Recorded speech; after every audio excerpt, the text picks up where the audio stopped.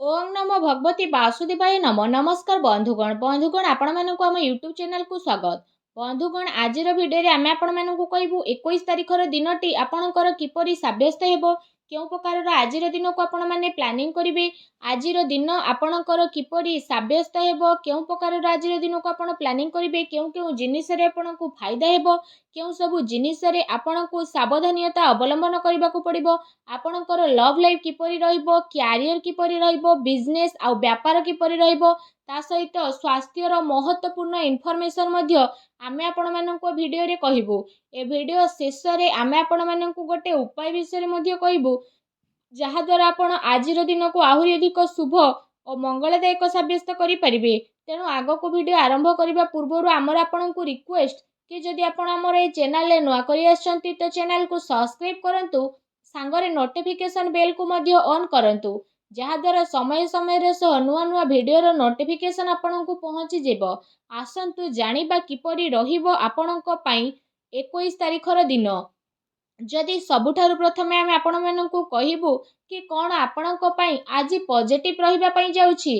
जदि विशेष भाबरे आमे आपण मानकु कहिबु कि फ्रेंड्स आज आपणक भित्तीय स्थिति रे काफी सुधारता आसीबो, किछि नुआ करिबा पई आजिर समय आपणक पई बहुत ही अनुकूल भरा साब्यस्त हेबो।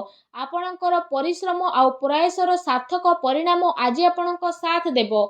युवा वर्ग लोकंक पई कौनसी भल संपर्क संबंधित बातचीत घरे मध्य आरंभ होई पारे। यह सहित जदि कहिबा समाज एवं संपर्क रे आपणकर प्रभावशाली व्यक्तित्व आ सरल स्वभाव कारणरू विशेष भाबरे मान प्रतिष्ठा मध्य आपणकर बनी रहिबो।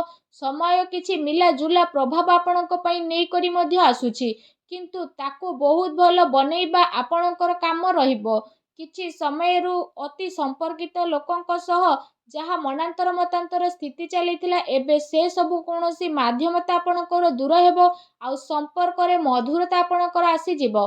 प्रतिष्ठित लोकंक सह मेल मेलाप बढ़िबो, जहाँ आपणक पई भविष्यत रे बहुत ही लाभदायक सिद्ध हेबो।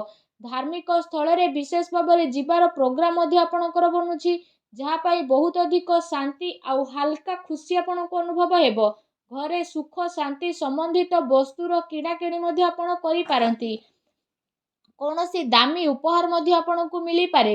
विद्यार्थी वर्ग को निज चाकरी संबंधित कौनसी क्षेत्र रे बड़ सफलतार विशेष योग बनुछि, सेतिपई पूरा परिश्रम रे आपणको कार्य रे परिश्रम करंतु। ता सहित आपणकर सिद्धांत द्वारा कौनसी प्रकार समझौता आपण आदु करंतु नाही। प्रभावशाली आ प्रतिभावान व्यक्तिंक सहित अधिक टाइमिंग आपण व्यतीत करंतु। एहा द्वारा आपणकर आत्मबल आ आत्मविश्वास भल रहिबो। ता सहित नकारात्मक विश्वास मध्य आपणकर दूर हेबो। भाग्य ठारू अधिक आपण आपणकर कर्म उपरे मध्य विश्वास करिवे। दिन आपणक पई ए दिन रे बहुत ही भल रहिबो। आसंतु जानिबा ए दिन रे आपणक पई कोन नेगेटिव रहिबो। फ्रेंड्स, कौनसी पारिवारिक कथा वार्ता को नहीं भाई भौणी भितर मनांतर मतांतर होई पारे। घरर वृद्ध लोकंक द्वारा संबंध को खराब हेबा ठारू आपण बंचेई रखंतु। आ घरर कौनसी स्थिति रे आपणकर नुकसान आदि पारे, तेणु सेतिपई सावधान रहंतु। घरर कौनसी वृद्ध लोकंक स्वास्थ्य को नहीं आपणकर चिंता रहिबो। ता सहित डॉक्टर को पाखकु मध्य जीवाकु पड़ी पारे। एहा सहित आपणको आपणकर स्वभाव रे सबु जिनिस को खत्म करबा पई पड़िबो, जहा द्वारा प्रॉब्लम रो शीघ्र समाधान होई जिवो। कौनसी भी योजना उपरे कार्य करिबा पूर्वरु ता उपरे भल भाबरे विचार विमर्श आपण करंतु।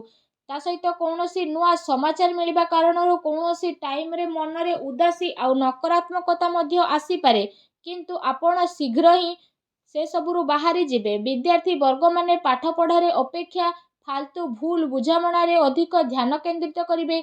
निजर महत्वपूर्ण कथा को बहुत ही अधिक संभालिकी रखंतु, काहींकि ना जदि किछि जिनिस आपणकर हजि जिवो तो पाइबा नामुमकिन होई जिवो। घरर छोट मोट कथारे अकारण रे आपणकर चिंता उत्पन्न होई पारे, सेतिपई अधिक क्रोध करिबा ठारू दूरी रुहंतु। सामाजिक गतिविधि उपरे ध्यान न देकी कौनसी घनिष्ठ लोक आपणक उपरे नाराजी मध्य होई पारंती, किंतु से कथार ध्यान न देकी आपण आपणकर कर्म उपरे लागिकी रहंतु। घरर वरिष्ठ लोकंकर मान सम्मान एबे आपणको अवश्य ही प्राप्त हेबो। आसंतु जानिबा ए दिन रे आपणक लव लाइफ किपरि रहिबो। जीवन साथी भावनार आपण सम्मान करिवे। एहा द्वारा आपणको संबंध आहुरी अधिक मजबूत होई जिवो। ପ୍ରେମ ସମ୍ବନ୍ଧ ମର୍ଯ୍ୟାଦାପୂର୍ଣ୍ଣ ରହିବ। କୌଣସି ବିପରୀତ ଲିଙ୍ଗ ବ୍ୟକ୍ତିଙ୍କର ଅଚାନକ ମିଶିବା କାରଣରୁ ଆପଣଙ୍କୁ ଅଚାନକ ଆଶ୍ଚର୍ଯ୍ୟଜନକ ପ୍ରସନ୍ନତା ଅନୁଭବ ହେବ। ଘର ପରିବାରର ବାତାବରଣ ଆପଣଙ୍କର ସୁଖଦପୂର୍ଣ୍ଣ ରହିବ। ପତି ପତ୍ନୀଙ୍କ ଆପୋଷିକ ସଂଯୋଗ ଘରେ ସୁଖ ଶାନ୍ତି ବନେଇକି ରହିବ। ପ୍ରେମ ସମ୍ବନ୍ଧରେ ଆଗକୁ ଆସୁଥିବା ଟାଇମରେ ବିଶେଷ ଭାବରେ ସଫଳତା ଆପଣଙ୍କୁ ପୂର୍ଣ୍ଣ ରୂପରେ ମିଳିବାକୁ ଯାଉଛି। ଜୀବନ ସାଥୀଙ୍କର ଆପଣଙ୍କୁ ଆପଣଙ୍କ କାର୍ଯ୍ୟରେ ପୂର୍ଣ୍ଣ ରୂପରେ ସହଯୋଗ ମଧ୍ୟ ପ୍ରାପ୍ତ ହେବ ତଥା ଘରେ ବିଶେଷ ଭାବରେ ସକାରାତ୍ମକ ବାତାବରଣ ମଧ୍ୟ ଦେଖିବାକୁ ମିଳିବ। ଏହା ସହିତ ଆପଣ ନିଜର ବ୍ୟସ୍ତତାରୁ କିଛି ସମୟ ପରିବାର ଆଉ ପିଲାଙ୍କ ପ୍ରତି ବାହାର ମଧ୍ୟ କରିବେ। ଏହା ଆପଣଙ୍କ ପାଇଁ ଆବଶ୍ୟକ ରହିଛି। ଏହାଦ୍ୱାରା ପରିବାରରେ ଆପଣଙ୍କର ରେସ୍ପେକ୍ଟ ଆହୁରି ଅଧିକ ବଢ଼ି ମଧ୍ୟ ଯିବ। ଆସନ୍ତୁ ଜାଣିବା ଆପଣଙ୍କର ବ୍ୟବସାୟ କ୍ୟାରିୟର ଆଜି କିପରି ରହିବ। ଫ୍ରେଣ୍ଡସ୍, ବ୍ୟବସାୟରେ ଏବେ ବର୍ତ୍ତମାନ ପରିସ୍ଥିତିର ପ୍ରଭାବ ବନୁ ରହୁଛି।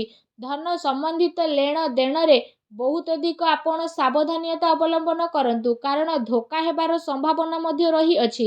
ଚାକିରି ପେଶା ବ୍ୟକ୍ତିଙ୍କର ଅଫିସର ମାହୋଲ ବହୁତ ହି ଶାନ୍ତିପୂର୍ଣ୍ଣ ବନିକି ରହିବ। କାର୍ଯ୍ୟ କ୍ଷେତ୍ରରେ ଯଦି କୌଣସି ପ୍ରକାରର ନିବେଶ କରିବାରେ ଆପଣ ଚାହୁଁଛନ୍ତି ତ ଆପଣ ସେ ସବୁ କାର୍ଯ୍ୟକୁ ବହୁତ ହି ଗମ୍ଭୀରତାର ସହ ବୁଝି ନେବେ। ଏହାଦ୍ୱାରା ଆପଣଙ୍କୁ ବହୁତ ଭଲ ରେଜଲ୍ଟ ମଧ୍ୟ ପ୍ରାପ୍ତ ହୋଇଯିବ। ଦିନ ଆପଣଙ୍କ ପାଇଁ ବହୁତ ହି ଭଲ ରହିବ। ଚାକିରିରେ ନୂଆ ସମ୍ଭାବନା ମିଳିବାର ବିଶେଷ ଭାବରେ ଯୋଗ ବନୁଛି। ତା ସହିତ କାର୍ଯ୍ୟ କ୍ଷେତ୍ରରେ ଅନ୍ୟର ହସ୍ତକ୍ଷେପ ଦ୍ୱାରା କର୍ମଚାରୀଙ୍କ ଭିତରେ ମନାନ୍ତର ମତାନ୍ତର ହୋଇପାରେ। ସେଥିପାଇଁ ନିଜର ନିର୍ଣ୍ଣୟକୁ ଆପଣ ପ୍ରାଥମିକତା ଦିଅନ୍ତୁ ତଥା ବ୍ୟବସାୟିକ ଗତିବିଧି ଉପରେ ଆପଣ ଆପଣଙ୍କର କଡ଼ା ନଜର ରଖନ୍ତୁ। ତା ସହିତ ନୋକରୀ ପେଶା ବ୍ୟକ୍ତିବିଶେଷମାନେ ମଧ୍ୟ ପଲିଟିକ୍ସର ଶିକାର ଅଫିସରେ ହୋଇପାରନ୍ତି, ତେଣୁ ଟିକେ ସାବଧାନ ରୁହନ୍ତୁ। ଏହା ସହିତ ଯଦି କହିବା ଏ ଦିନରେ ଆପଣ କୌଣସି ଅକାରଣରେ କାର୍ଯ୍ୟ କ୍ଷେତ୍ରରେ ଅଧିକ ଟାଇମ ଦେଇପାରିବେ ନାହିଁ। ତା ସହିତ ଯଦି କହିବା କର୍ମଚାରୀଙ୍କର ଆପଣଙ୍କ ସପୋର୍ଟ ମଧ୍ୟ ପ୍ରାପ୍ତି ହେବ। ଚାକିରି ପେଶା ବ୍ୟକ୍ତିବିଶେଷଙ୍କୁ ନିଜର କୌଣସି ଉଚ୍ଚ ଅଧିକାରୀଙ୍କର ପୂର୍ଣ୍ଣ ରୂପରେ ସହଯୋଗ ମିଳିବ। ବ୍ୟବସାୟିକ କ୍ଷେତ୍ରରେ ବିଶେଷ ଭାବରେ ଆପଣଙ୍କର କାର୍ଯ୍ୟକ୍ଷମତା ଆପଣଙ୍କର କାବିଲିୟତ ଦ୍ୱାରା ଆଗକୁ ମଧ୍ୟ ବଢ଼ିଯିବ। ଏହା ସହିତ ଆପଣ ଆପଣଙ୍କର ପ୍ରତ୍ୟେକ କାର୍ଯ୍ୟକୁ ବହୁତ ହି ଗମ୍ଭୀରତାର ସହ ନେଇଯାଆନ୍ତୁ। ଚାକିରି ପେଶା ବ୍ୟକ୍ତିବିଶେଷଙ୍କୁ ତାଙ୍କର କାର୍ଯ୍ୟକ୍ଷମତା ପାଇଁ ପ୍ରୋତ୍ସାହନ ମଧ୍ୟ ପ୍ରାପ୍ତ ହେବ, ଯେଉଁ କାରଣ ପାଇଁ ଆପଣଙ୍କ ମନ ବହୁତ ହି ପ୍ରସନ୍ନ ରହିବ। ଆସନ୍ତୁ ଜାଣିବା ଏ ଦିନରେ ଆପଣଙ୍କର ସ୍ୱାସ୍ଥ୍ୟ କିପରି ରହିବ। ଏ ଦିନର ସ୍ୱାସ୍ଥ୍ୟ ଆପଣଙ୍କର ବହୁତ ହି ଉତ୍ତମ ଭରା ରହିବ ତଥା ଆପଣ ଊର୍ଜାରେ ଭରପୁର ମଧ୍ୟ ରହିବେ। ଏ ଦିନରେ ଆପଣ ନିଜକୁ ବହୁତ ତନ୍ଦୁରୁସ୍ତ ଆଉ ଚିନ୍ତାମୁକ୍ତ ମଧ୍ୟ ଅନୁଭବ କରିବେ। ତା ସହିତ ଏ ଦିନର ଟାଇମିଂ ଆପଣଙ୍କ ସ୍ୱାସ୍ଥ୍ୟ ଦୃଷ୍ଟିରୁ ବହୁତ ହି ଭଲ ସମୟ ରହିବାକୁ ଯାଉଛି। ତା ସହିତ ଯଦି କହିବା ନିଜ ସ୍ୱାସ୍ଥ୍ୟକୁ ଆହୁରି ଅଧିକ ଭଲ ରଖିବା ପାଇଁ ଆପଣ ପ୍ରତ୍ୟେକ ଦିନ ଯୋଗ କରନ୍ତୁ, ବ୍ୟାୟାମ କରନ୍ତୁ ଏବଂ ସୁସ୍ଥ ରୁହନ୍ତୁ। ଆସନ୍ତୁ ଜାଣିବା ଆପଣଙ୍କ ପାଇଁ କ'ଣ ବିଶେଷ ଉପାୟ ରହିଛି। ଆପଣ ବିଶେଷ ଭାବରେ ସ୍ନାନ ଆଦି କରିସାରିବା ପରେ ବିଶେଷ ଭାବରେ ଭଗବାନ ଶ୍ରୀହରି ବିଷ୍ଣୁଙ୍କୁ ସ୍ମରଣ କରିକି କୌଣସି ବୃଦ୍ଧ ବ୍ରାହ୍ମଣଙ୍କୁ ଭୋଜନ ଅବଶ୍ୟ କରାନ୍ତୁ। ଏପରି କରିବା ଦ୍ୱାରା ସବୁ ନକାରାତ୍ମକ ଶକ୍ତିର ବିନାଶ ହେବ ଆଉ ଆପଣଙ୍କୁ ଶୁଭଫଳ ପ୍ରାପ୍ତି ହେବ। ଆଜିର ଭିଡ଼ିଓଟି କେମିତି ଲାଗିଲା କମେଣ୍ଟ କରିକି ଜଣାନ୍ତୁ। ଚ୍ୟାନେଲରେ ନ ଆସିଥିଲେ ଚ୍ୟାନେଲକୁ ସବସ୍କ୍ରାଇବ କରନ୍ତୁ। ଧନ୍ୟବାଦ।